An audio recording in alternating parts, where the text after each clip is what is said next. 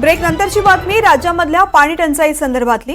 हिंगोली जिल्ह्यावरती भीषण पाणी टंचाईचं संकट उभं राहिलंय। अनेक धरणं नद्यांनी अक्षरशः तळ गाठलेला आहे।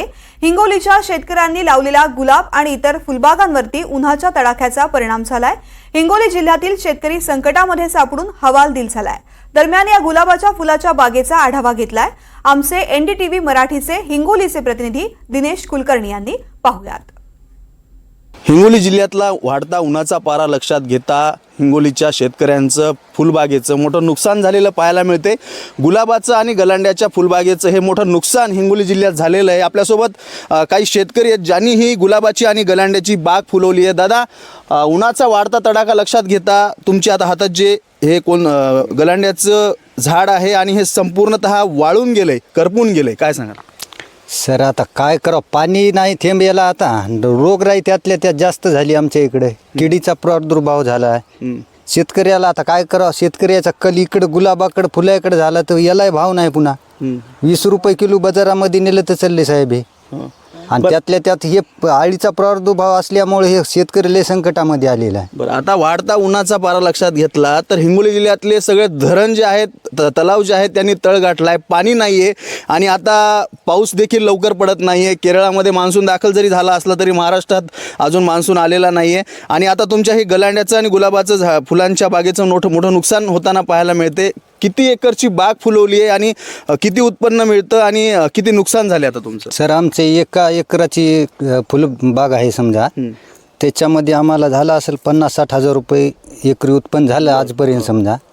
आणि आता इथून तर पाणी जर नाही पडलं ते 8 दिवसामध्ये बागेचं काहीच राहणार नाही सर। संपूर्ण आता हे हातात आलेलं पीक आमचं जाणार आहे आता।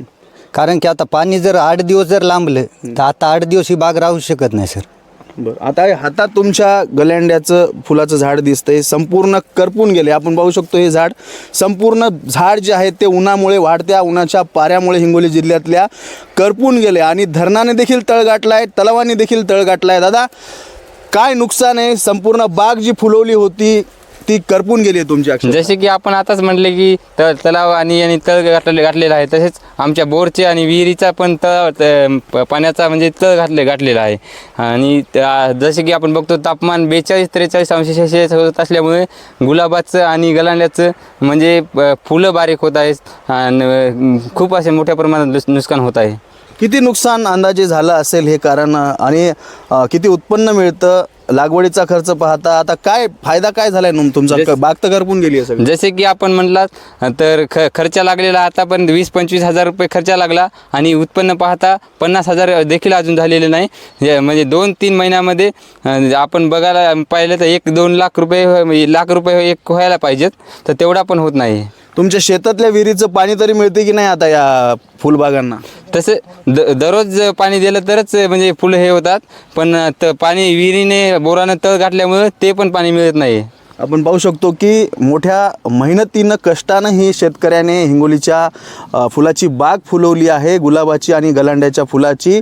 अक्षरशः त्या बागेला पाणी नाही आहे, विहिरीने देखील तळ गाठलाय, धरणाने तळ गाठलाय, तलावाने तळ गाठलाय। हिंगोली जिल्ह्यात भीषण पाणी टंचाईचं वास्तव समोर येत आहे आणि अक्षरशः काही दिवसात जर पाऊस पडला नाही तर अक्षरशः ही बाग जी आहे ही बागच नव्हे तर हिंगोली जिल्ह्यातील फळबागा असतील, पिके असतील, हे सर्व केळीच्या बागा असतील, या करपून जातील आणि जमीन उद्ध्वस्त देखील होतील। त्यामुळे शेतकऱ्याचं मोठं नुकसान जे आहे ते हिंगोली जिल्ह्यातला शेतकरी सांगताना आपल्याला पाहायला मिळतोय। तेव्हा मान्सून कधी महाराष्ट्रात दाखल होतो हे देखील पाहणं तितकंच महत्त्वाचं आहे। दिनेश कुलकर्णी, एनडीटीव्ही मराठी, हिंगोली।